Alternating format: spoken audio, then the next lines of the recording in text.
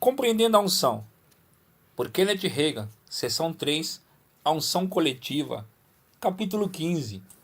Estou plenamente convicto, embora não seja possível comprovar ou refutar o fato pela Bíblia, que nós, como corpo de Cristo, coletivamente, temos a mesma medida do Espírito Santo que Jesus tinha, mas que como membros individuais do corpo de Cristo não há. A maior unção de todas é a unção coletiva. Examinemos alguns textos no Antigo Testamento. O Antigo Testamento está repleto de tipologia e prefigurações para nos ensinar. Em 2 Crônicas 5, ficamos sabendo como foi dedicado o templo de Salomão. 2 Crônicas 5, do 11 ao 14. Quando saíram os sacerdotes do santuário, porque todos os sacerdotes que estavam presentes se santificaram sem respeitarem os seus turnos, e quando todos os levitas, que eram cantores, isto é, Asaf, Remã, Jedutum, e os filhos e irmãos deles, vestidos de linho fino, estavam de pé para o oriente do altar, com símbolos, alaúdes e harpas, e com eles até 120 sacerdotes que tocavam as trombetas. E quando em uníssono, a um tempo, tocaram as trombetas e para se fazerem ouvir, para louvarem ao Senhor e render-lhe graças. E quando levantaram eles a voz com trombetas, símbolos e outros instrumentos músicos para louvar ao Senhor, porque Ele é bom, porque a sua misericórdia dura para sempre. Então sucedeu que a casa, a saber, a casa do Senhor, se encheu de uma nuvem, de maneira que os sacerdotes não podiam estar ali para ministrar, por causa da nuvem, porque a glória do Senhor encheu a casa de Deus. Quando o templo foi dedicado, o edifício foi totalmente ocupado por uma nuvem literal. Aquela nuvem era a glória de Deus. Por todo o Antigo Testamento, a glória de Deus apareceu frequentemente como uma nuvem e encheu a casa. Lemos no Novo Testamento que a glória de Deus é o Espírito de Deus. Romanos 6 nos diz que Cristo foi ressuscitado dentre os mortos pela glória do Pai. Romanos 8,11 nos diz: se habita em vós o Espírito daquele que ressuscitou a Jesus dentre os mortos, declara que ele foi ressuscitado pela glória do Pai.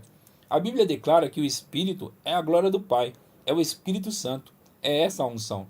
Jesus disse: o Espírito do Senhor está sobre mim, pelo que me ungiu para evangelizar aos pobres. Lucas 4,18. O templo de Deus, no Antigo Testamento, era uma edificação humana.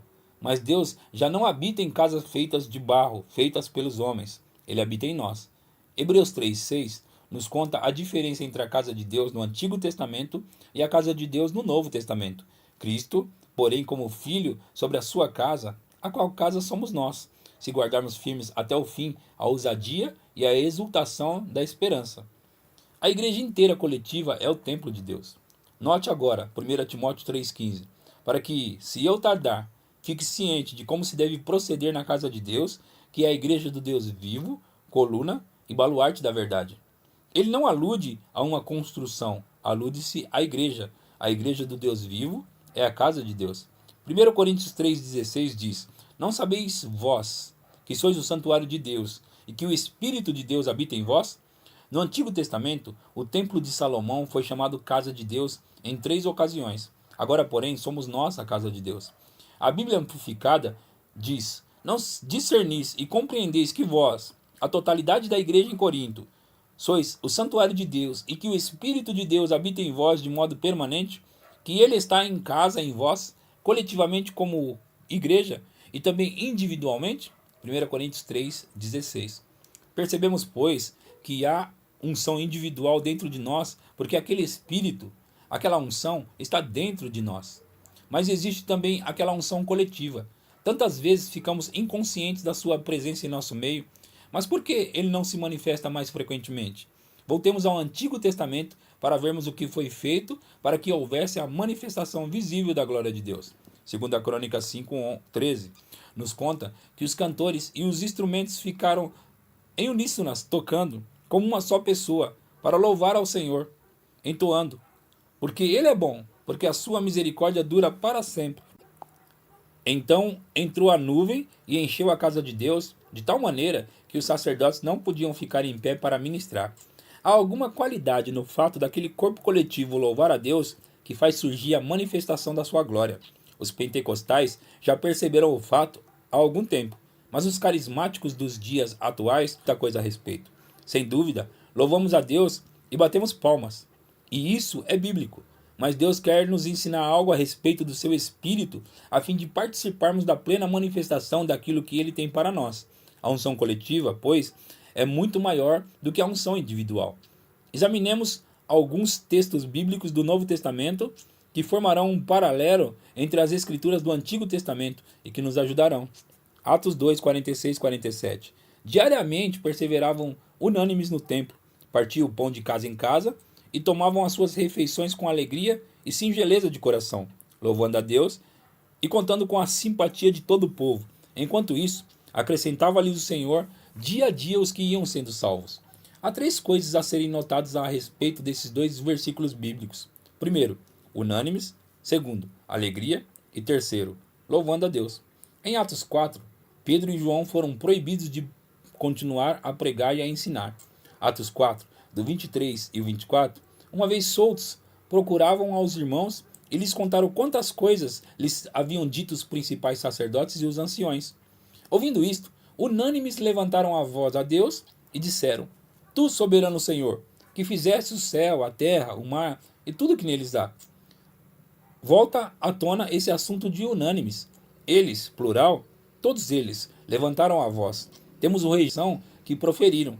Sei que nem todos pronunciaram as mesmas palavras, mas o Espírito Santo está inspirando Lucas para escrever, e ele nos transmite aquilo que Deus ouviu, os efeitos do louvor. Note que quando levantaram unânimes a voz, a primeira coisa que disseram foi: Tu, soberano Senhor, versículo 24. Engrandeciam a ele como Deus, e depois de terem orado, tremeram o lugar onde estavam reunidos. Aquela oração fez surgir uma manifestação da glória de Deus, do poder de Deus, da unção, do poder no Espírito Santo. O lugar foi sacudido, e não apenas as pessoas. A casa estremeceu. Algumas pessoas ficam emocionadas porque o Espírito Santo atua sobre as pessoas, que às vezes estremecem ou até mesmo caem sob o poder.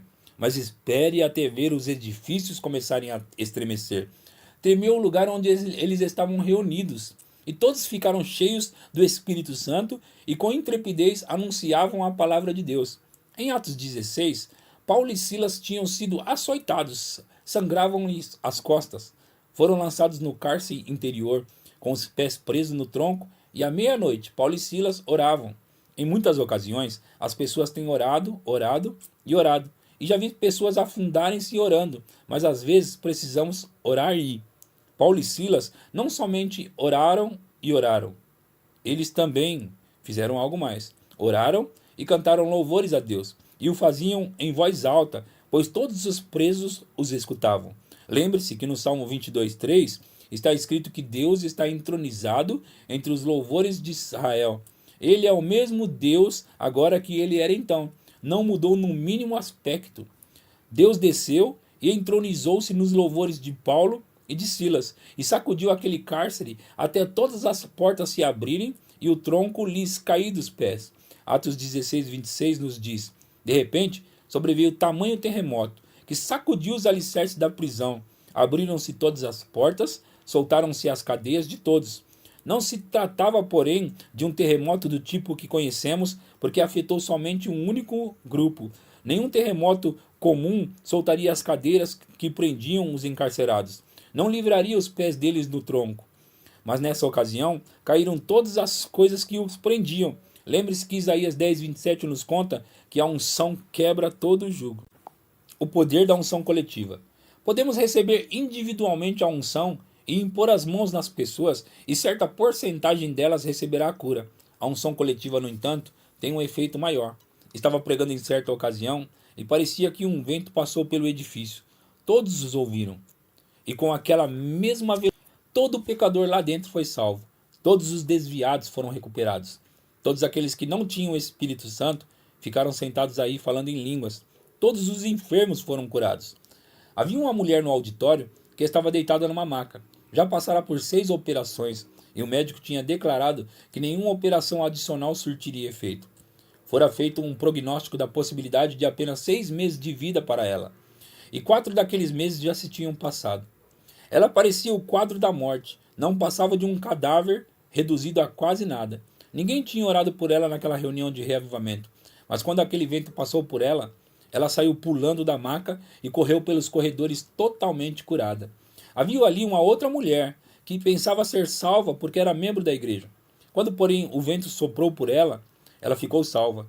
Tomou consciência de não ter sido salva antes. Ficou sentada ali, falando em línguas. Quando chegou em casa, tinham desaparecido todas as suas enfermidades físicas. Voltei para lá numa ocasião posterior para dirigir um reavivamento e ela disse: não somente isso, mas também nunca mais toquei num cigarro. Nem sequer quis um cigarro. Nunca mais me ocorreu a ideia de fumar. Deus quer que recebamos a unção coletiva, que é maior, e vamos recebê-la. Ela está a meio passo de distância. Durante um dos nossos seminários a respeito do Espírito Santo, no Centro de Treinamento Bíblico Rema, comecei a ensinar a respeito desse dentro de nós no novo nascimento e do Espírito Santo sobre nós no batismo no Espírito Santo. Certa noite, quando todos nós estávamos fluindo com o Espírito, o poder de Deus desceu sobre nós e todas as 3.000 pessoas passaram a dançar. Entre nós havia um encanador africano das Nações Unidas e até mesmo ele estava no Espírito.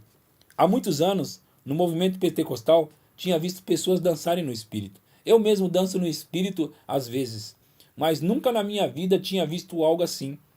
E nada tinha sido preparado nem manipulado. Com demasiada frequência, as pessoas procuram criar um ambiente na carne. Nenhum poder é produzido assim. Pelo contrário, é coisa realmente irritante. Enquanto dançávamos e louvávamos a Deus, as pessoas começaram a receber curas onde quer que estavam. Como se fosse num estalar de dedos. Gente em todas as partes daquele edifício receberam a cura quando aquela unção coletiva começou a funcionar. Havia ali um menino de 12 anos de idade, de muletas, que quebrara a perna jogando futebol. Deixou de lado as muletas e veio correndo entre os bancos do auditório. Ele e meu neto ficaram na plataforma chorando e foi curado imediatamente. Não precisei orar pela cura de mais ninguém. Isso porque nós tínhamos tornado como uma só pessoa na adoração. A palavra de Deus manda louvar a Deus nas danças. A música e as danças pertencem a Deus e ao seu povo. O diabo furtou a ambas e as perverteu. Você já notou o lugar que o louvor ocupa no Antigo Testamento? Alguns concordarão, sim, irmão Heng, mas aquilo está no Antigo Testamento. Sei disso, é exatamente o que eu queria que você dissesse. Se o louvor ocupa um lugar de tanto destaque na adoração e no ministério no Antigo Testamento, quando então viviam nas prefigurações do Novo Testamento, quanto mais destaque o louvor deve ter entre nós. A oração uníssona. Atos 13, 1 e 2. Havia na igreja de Antioquia profetas e mestres: Barnabé, Simeão por sobrenome Níger, Lúcio de Cirene, Manaém, Colasso de Herodes, o tetrarca, e Saulo. E servindo eles ao Senhor e jejuando, disse o Espírito Santo: separai-me agora a Barnabé e a Saulo para a obra a que os tenho chamado. Esses 5 homens serviam ao Senhor e jejuavam, e isso deu ensejo a uma manifestação do Espírito. Fez surgir uma revelação. Se descobrirmos como eles oravam, e se orarmos da mesma maneira, os mesmos resultados serão produzidos.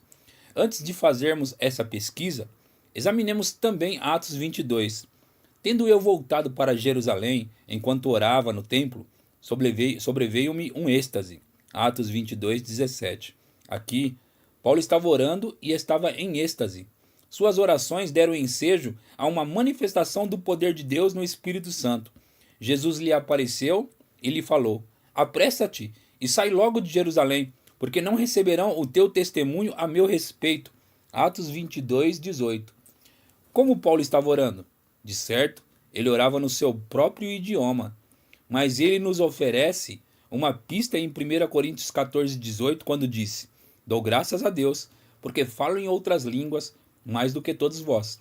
Escreveu à igreja em Éfeso o seguinte: com toda a oração e súplica, orando em todo o tempo no Espírito, e para isto, vigiando com toda perseverança e súplica por todos os santos. Efésios 6, 18. Lembre-se que estávamos examinando Atos 4, do 23 e o 24. Tenho certeza que algumas daquelas pessoas estavam orando com o seu próprio entendimento, mas também tenho certeza que muitas delas estavam orando com o seu espírito. Você notou que levantaram a voz e não as vozes? Tenho a certeza que muitos dos irmãos estavam orando em outras línguas. Paulo quando estavam orando no templo e caíam em êxtase, oravam no espírito e não somente com o entendimento. 1 Coríntios 14, o 14 e o 15. É necessária a oração no espírito para produzir resultados no espírito. Em Atos 13, quando Paulo e os demais serviam ao Senhor, como prestavam culto a ele, segundo você acha? Foi com oração e louvor e com cânticos. Efésios 5,19 nos diz: falando entre vós com salmos, entoando e louvando de coração ao Senhor com hinos e cânticos espirituais. Isto é servir ao Senhor, não é? Vamos dar um passo a mais. Paulo, escrevendo à igreja em Colossos, disse: habite ricamente em vós a palavra de Cristo, instruí-vos e aconselhai-vos mutuamente em toda sabedoria, louvando a Deus com salmos e hinos e cânticos espirituais com gratidão em vossos corações. Colossenses 3,16. Ele diz: cantando ao Senhor. Você percebe? Podemos ministrar não somente uns aos outros, mas também ao Senhor. Estou com certeza que estavam fazendo assim. Falavam com hinos e salmos e cantavam ao Senhor, serviam ao Senhor, orando no seu próprio idioma e orando em línguas. E ao servirem ao Senhor e jejuarem, o Espírito Santo falou. Veja bem, aquele tipo de oração dá ensejo à manifestação do poder de Deus e do Espírito de Deus. Enquanto esses 5 serviam ao Senhor e jejuavam, estavam orando juntos, estavam adorando a Deus juntos. Há uma qualidade na oração uníssona, há uma qualidade no louvor uníssono, há uma qualidade na adoração a Deus em união. Acho que não foi à toa que o Senhor enviou os discípulos 2 a 2. O próprio Jesus declarou: se 2 dentre vós sobre a terra concordarem a respeito de qualquer coisa que porventura pedirem, ser-lhes-á concedido por meu Pai que está nos céus. Mateus 18, 20. Reuniões de avivamento entre os crentes. No decurso dos 12 anos, quando estava pastoreando, consegui trazer somente uma igreja à condição de união que acho ser correta para uma igreja do Novo Testamento. Os milagres eram coisas corriqueiras. O aspecto sobrenatural estava em manifestação. Naqueles dias, em 1939 e 1940, estávamos no... As coisas eram diferentes. Nossa tendência maior, igrejas, era aos cultos de domingo à noite. Veja bem, em 1919, quem tinha uma pratinha podia ver uma sessão de cinema. Então, assim, os pecadores vinham à igreja, enchia o templo e o terreno ao redor. Não tínhamos ar-condicionado, e na primavera, no verão e no outono, as janelas permaneciam abertas. Havia mais pessoas fora do que dentro. Ficavam em pé, formadas em fila de linha de 12 até 15 de fundo, e todas olhando para dentro, enchendo todo o espaço entre a igreja e a rua. Formavam uma massa compacta, olhando para dentro. Nos domingos de manhã, o culto era de um tipo diferente daquele da noite. A congregação consistia principalmente de membros da igreja, e por isso, o culto que eu dirigia passou a ser o que chamei de reunião de avivamento entre os crentes. Durante a maior parte do tempo, no decurso de alguns anos, eu não pregava. Simplesmente me assentava na plataforma e dizia: vou entregar essa reunião à orientação do Espírito Santo.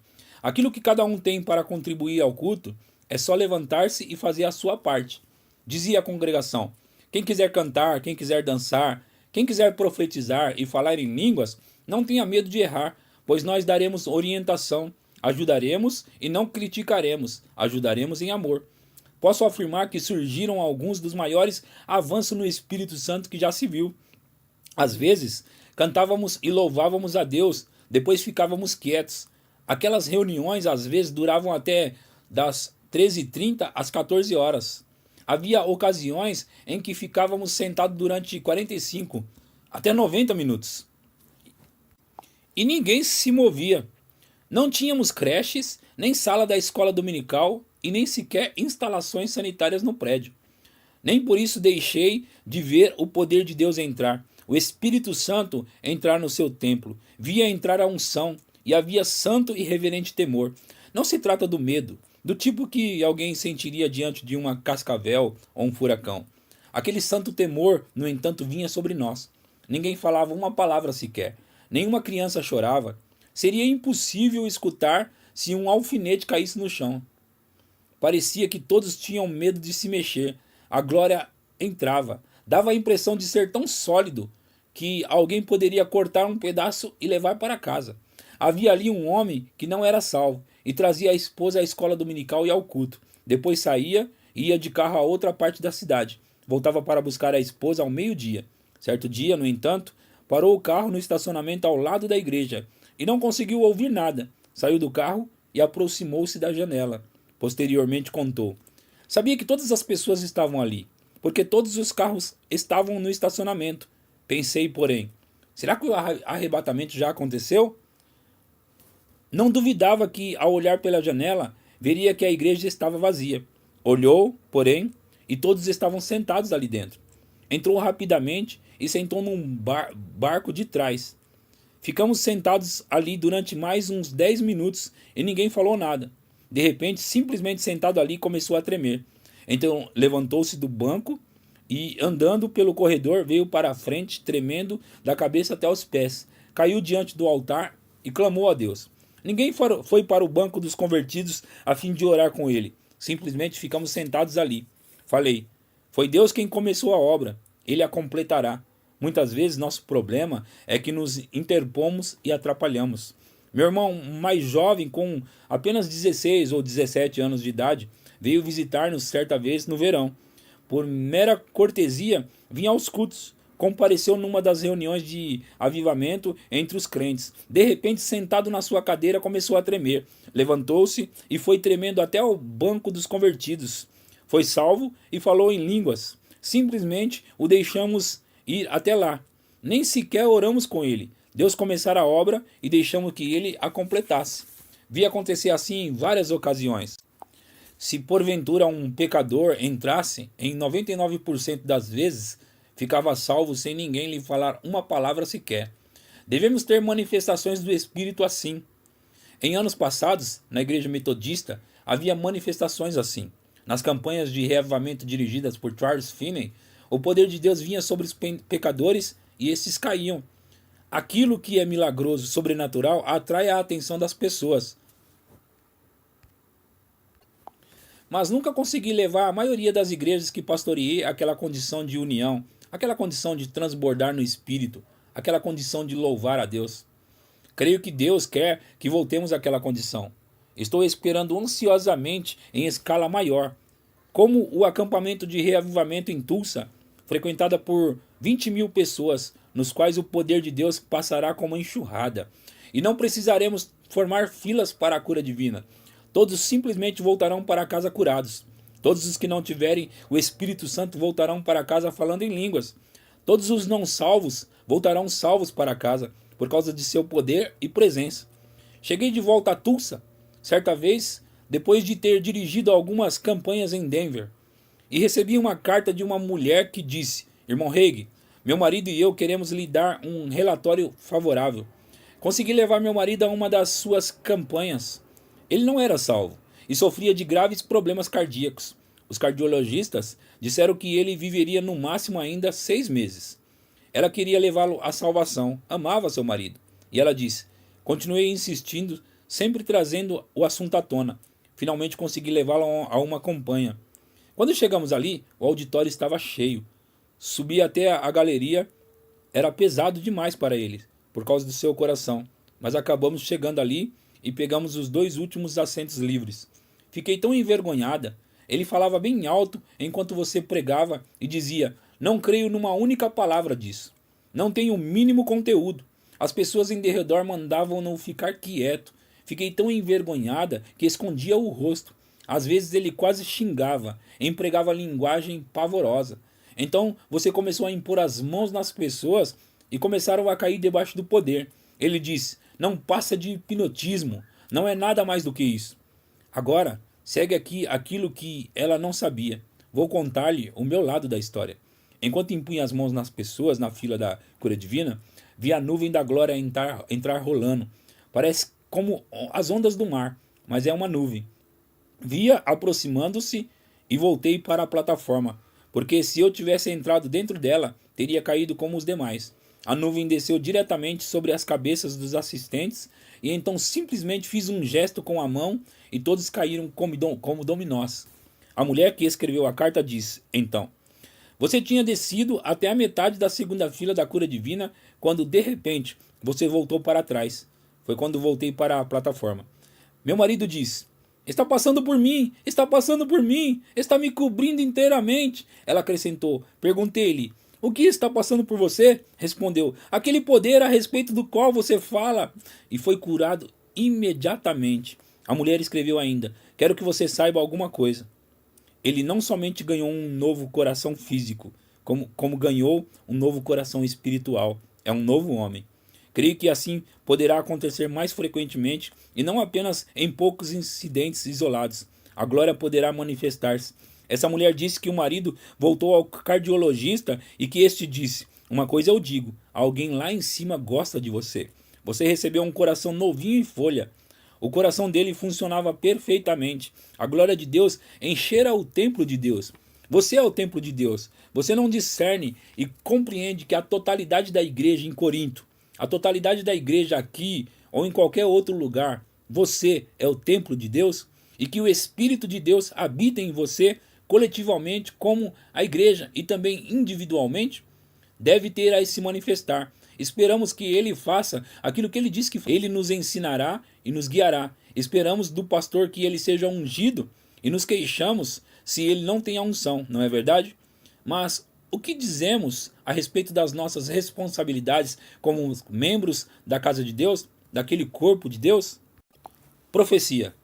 Agora estamos avançando nas coisas de Deus. E eu ouvi o Espírito dizer: haverá mais revelações nesse sentido. Mas precisará vir linha sobre linha, preceito sobre preceito. E quando vier, homens e mulheres fluirão com o Espírito, e haverá tamanha manifestação de meu poder, de minha glória, de meu Espírito e minha unção nesses dias, nesta década em que vocês vivem, que os homens ficarão assustados. Ora, muitos que estão nas periferias do avanço de Deus recuarão dizendo: Ah, isso é fanatismo. Não, não podemos concordar com isso. Cremos que as coisas devem ser feitas de modo distinto e fino. Nunca, nunca, nunca sinta ressentimento contra os outros que porventura o critiquem ou que porventura falem contra você. Nunca permita o mínimo ressentimento, ou má vontade, ou maus sentimentos, mas vá para a frente. Vá para a frente com amor, vá para a frente com poder, vá para a frente com espírito, vá para a frente com o Senhor, e ele virá até você e se manifestará a você. E está mesmo escrito nas sagradas escrituras que a sua vinda até nós será como a chuva. E assim descerá o Espírito Santo, e o poder de Deus será manifesto, e grande será o seu galardão.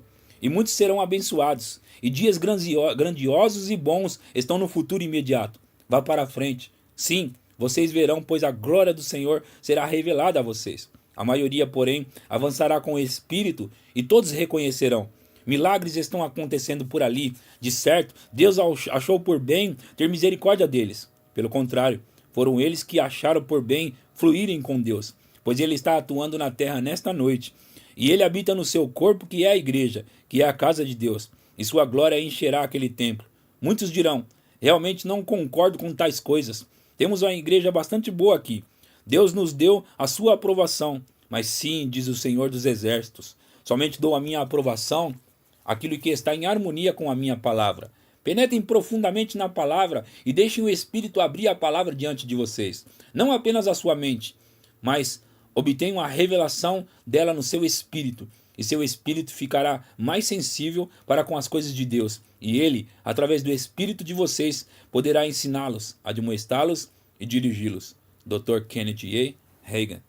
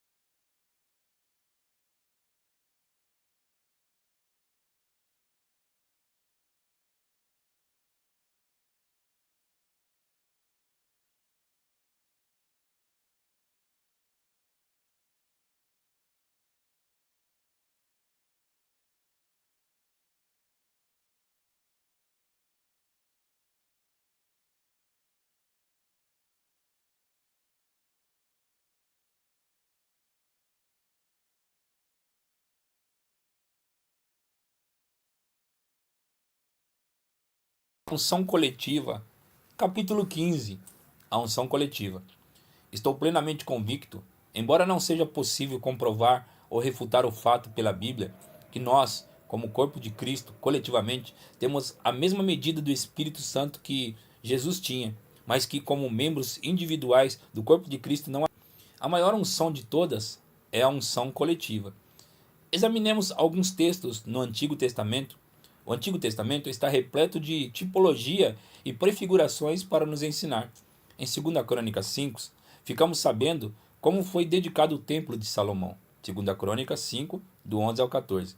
Quando saíram os sacerdotes do santuário, porque todos os sacerdotes que estavam presentes se santificaram sem respeitarem os seus turnos, e quando todos os levitas, que eram cantores, isto é, Asaf, Remã, Gedutum, e os filhos e irmãos deles, vestidos de linho fino, estavam de pé para o oriente do altar, com símbolos, alaúdes e harpas, e com eles até 120 sacerdotes que tocavam as trombetas. E quando em uníssona, a um tempo, tocaram as trombetas para se fazerem ouvir, para louvarem ao Senhor e render-lhe graças. E quando levantaram eles a voz com trombetas, símbolos e outros instrumentos músicos para louvar ao Senhor, porque Ele é bom, porque a sua misericórdia dura para sempre. Então sucedeu que a casa, a saber, a casa do Senhor, se encheu de uma nuvem, de maneira que os sacerdotes não podiam estar ali para ministrar, por causa da nuvem, porque a glória do Senhor encheu a casa de Deus. Quando o templo foi dedicado, o edifício foi totalmente ocupado por uma nuvem literal. Aquela nuvem era a glória de Deus. Por todo o Antigo Testamento, a glória de Deus apareceu frequentemente como uma nuvem e encheu a casa. Lemos no Novo Testamento que a glória de Deus é o Espírito de Deus. Romanos 6 nos diz que Cristo foi ressuscitado dentre os mortos pela glória do Pai. Romanos 8,11 nos diz: se habita em vós o Espírito daquele que ressuscitou a Jesus dentre os mortos, declara que ele foi ressuscitado pela glória do Pai. A Bíblia declara que o Espírito é a glória do Pai, é o Espírito Santo, é essa a unção. Jesus disse: o Espírito do Senhor está sobre mim, pelo que me ungiu para evangelizar aos pobres. Lucas 4,18. O templo de Deus, no Antigo Testamento, era uma edificação humana. Mas Deus já não habita em casas feitas de barro, feitas pelos homens. Ele habita em nós. Hebreus 3,6 nos conta a diferença entre a casa de Deus no Antigo Testamento e a casa de Deus no Novo Testamento. Cristo, porém, como Filho sobre a sua casa, a qual casa somos nós, se guardarmos firmes até o fim a ousadia e a exultação da esperança. A igreja inteira coletiva é o templo de Deus. Note agora, 1 Timóteo 3,15, para que, se eu tardar, fique ciente de como se deve proceder na casa de Deus, que é a igreja do Deus vivo, coluna e baluarte da verdade. Ele não alude a uma construção, alude-se à igreja. A igreja do Deus vivo é a casa de Deus. 1 Coríntios 3,16 diz: não sabeis vós que sois o santuário de Deus e que o Espírito de Deus habita em vós? No Antigo Testamento, o templo de Salomão foi chamado casa de Deus em 3 ocasiões. Agora, porém, somos nós a casa de Deus. A Bíblia Amplificada diz: não discernis e compreendeis que vós, a totalidade da igreja em Corinto, sois o santuário de Deus e que o Espírito de Deus habita em vós de modo permanente, que ele está em casa em vós, coletivamente como igreja e também individualmente? 1 Coríntios 3,16. Percebemos, pois, que há unção individual dentro de nós, porque aquele Espírito, aquela unção está dentro de nós. Mas existe também aquela unção coletiva. Tantas vezes ficamos inconscientes da sua presença em nosso meio, mas por que ele não se manifesta mais frequentemente? Voltemos ao Antigo Testamento para vermos o que foi feito para que houvesse a manifestação visível da glória de Deus. 2 Crônicas 5,13 nos conta que os cantores e os instrumentos ficaram em uníssonas, tocando como uma só pessoa, para louvar ao Senhor, entoando: porque Ele é bom, porque a sua misericórdia dura para sempre. Então entrou a nuvem e encheu a casa de Deus, de tal maneira que os sacerdotes não podiam ficar em pé para ministrar. Há alguma qualidade no fato daquele corpo coletivo louvar a Deus que faz surgir a manifestação da sua glória. Os pentecostais já perceberam o fato há algum tempo, mas os carismáticos dos dias atuais muita coisa a respeito. Sem dúvida, louvamos a Deus e batemos palmas. E isso é bíblico. mas Deus quer nos ensinar algo a respeito do seu Espírito, a fim de participarmos da plena manifestação daquilo que Ele tem para nós. A unção coletiva, pois, é muito maior do que a unção individual. Examinemos alguns textos bíblicos do Novo Testamento que formarão um paralelo entre as escrituras do Antigo Testamento e que nos ajudarão. Atos 2, 46 e 47. Diariamente perseveravam unânimes no templo, partiam o pão de casa em casa e tomavam as suas refeições com alegria e singeleza de coração, louvando a Deus e contando com a simpatia de todo o povo. Enquanto isso, acrescentava-lhes o Senhor dia a dia os que iam sendo salvos. Há três coisas a serem notadas a respeito desses dois versículos bíblicos. Primeiro, unânimes. Segundo, alegria. E terceiro, louvando a Deus. Em Atos 4, Pedro e João foram proibidos de continuar a pregar e a ensinar. Atos 4, do 23 e 24, uma vez soltos, procuravam aos irmãos e lhes contaram quantas coisas lhes haviam dito os principais sacerdotes e os anciões. Ouvindo isto, unânimes levantaram a voz a Deus e disseram: Tu, soberano Senhor, que fizeste o céu, a terra, o mar e tudo que neles há. Volta à tona esse assunto de unânimes. Eles, plural, todos eles, levantaram a voz. Temos o rejeição que proferiram. Sei que nem todos pronunciaram as mesmas palavras, mas o Espírito Santo está inspirando Lucas para escrever, e ele nos transmite aquilo que Deus ouviu, os efeitos do louvor. Note que quando levantaram unânimes a voz, a primeira coisa que disseram foi: Tu, soberano Senhor, versículo 24. Engrandeciam a ele como Deus, e depois de terem orado, tremeram o lugar onde estavam reunidos. Aquela oração fez surgir uma manifestação da glória de Deus, do poder de Deus, da unção, do poder no Espírito Santo. O lugar foi sacudido, e não apenas as pessoas. A casa estremeceu. Algumas pessoas ficam emocionadas porque o Espírito Santo atua sobre as pessoas, que às vezes estremecem ou até mesmo caem sob o poder. Mas espere até ver os edifícios começarem a estremecer. Tremeu o lugar onde eles estavam reunidos, e todos ficaram cheios do Espírito Santo e com intrepidez anunciavam a palavra de Deus. Em Atos 16, Paulo e Silas tinham sido açoitados, sangravam-lhes as costas. Foram lançados no cárcere interior, com os pés presos no tronco, e à meia-noite Paulo e Silas oravam. Em muitas ocasiões, as pessoas têm orado, orado e orado. E já vi pessoas afundarem-se orando, mas às vezes precisamos orar e ir. Paulo e Silas não somente oraram e oraram, eles também fizeram algo mais. Oraram e cantaram louvores a Deus, e o faziam em voz alta, pois todos os presos os escutavam. Lembre-se que no Salmo 22:3 está escrito que Deus está entronizado entre os louvores de Israel. Ele é o mesmo Deus agora que ele era então. Não mudou no mínimo aspecto. Deus desceu e entronizou-se nos louvores de Paulo e de Silas, e sacudiu aquele cárcere até todas as portas se abrirem e o tronco lhes cair dos pés. Atos 16:26 nos diz: De repente, sobreveio tamanho terremoto, que sacudiu os alicerces da prisão. Abriram-se todas as portas, soltaram-se as cadeias de todos. Não se tratava, porém, de um terremoto do tipo que conhecemos, porque afetou somente um único grupo. Nenhum terremoto comum soltaria as cadeiras que prendiam os encarcerados. Não livraria os pés deles do tronco. Mas nessa ocasião, caíram todas as coisas que os prendiam. Lembre-se que Isaías 10:27 nos conta que a unção quebra todo o jugo. O poder da unção coletiva. Podemos receber individualmente a unção e impor as mãos nas pessoas, e certa porcentagem delas receberá a cura. A unção coletiva, no entanto, tem um efeito maior. Estava pregando em certa ocasião e parecia que um vento passou pelo edifício. Todos os ouviram. E com aquela mesma velocidade, todo pecador lá dentro foi salvo. Todos os desviados foram recuperados. Todos aqueles que não tinham o Espírito Santo ficaram sentados aí falando em línguas. Todos os enfermos foram curados. Havia uma mulher no auditório que estava deitada numa maca. Já passara por 6 operações e o médico tinha declarado que nenhuma operação adicional surtiria efeito. Fora feito um prognóstico da possibilidade de apenas 6 meses de vida para ela. E 4 daqueles meses já se tinham passado. Ela parecia o quadro da morte, não passava de um cadáver reduzido a quase nada. Ninguém tinha orado por ela naquela reunião de reavivamento, mas quando aquele vento passou por ela, ela saiu pulando da maca e correu pelos corredores totalmente curada. Havia ali uma outra mulher que pensava ser salva porque era membro da igreja. Quando, porém, o vento soprou por ela, ela ficou salva. Tomou consciência de não ter sido salva antes. Ficou sentada ali, falando em línguas. Quando chegou em casa, tinham desaparecido todas as suas enfermidades físicas.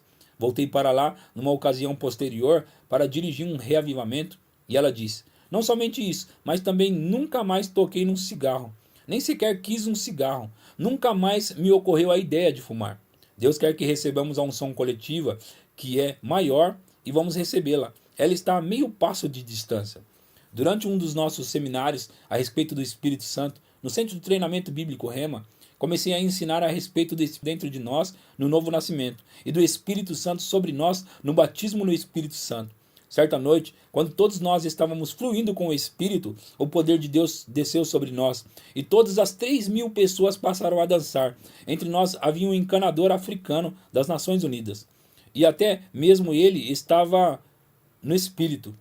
Há muitos anos, no movimento pentecostal, tinha visto pessoas dançarem no Espírito. Eu mesmo danço no Espírito às vezes, mas nunca na minha vida tinha visto algo assim. E nada tinha sido preparado nem manipulado. Com demasiada frequência, as pessoas procuram criar um ambiente na carne. Nenhum poder é produzido assim. Pelo contrário, é coisa realmente irritante. Enquanto dançávamos e louvávamos a Deus, as pessoas começaram a receber curas onde quer que estavam. Como se fosse num estalar de dedos. Gente em todas as partes daquele edifício receberam a cura quando aquela unção coletiva começou a funcionar. Havia ali um menino de 12 anos de idade, de muletas, que quebrara a perna jogando futebol. Deixou de lado as muletas e veio correndo entre os bancos do auditório. Ele e meu neto ficaram na plataforma chorando e foi curado imediatamente. Não precisei orar pela cura de mais ninguém. Isso porque nós tínhamos tornado como uma só pessoa na adoração. A palavra de Deus manda louvar a Deus nas danças. A música e as danças pertencem a Deus e ao seu povo. O diabo furtou a ambas e as perverteu. Você já notou o lugar que o louvor ocupa no Antigo Testamento? Alguns concordarão, sim, irmão Heng, mas aquilo está no Antigo Testamento. Sei disso, é exatamente o que eu queria que você dissesse. Se o louvor ocupa um lugar de tanto destaque na adoração e no ministério no Antigo Testamento, quando então viviam nas prefigurações do Novo Testamento, quanto mais destaque o louvor deve ter entre nós.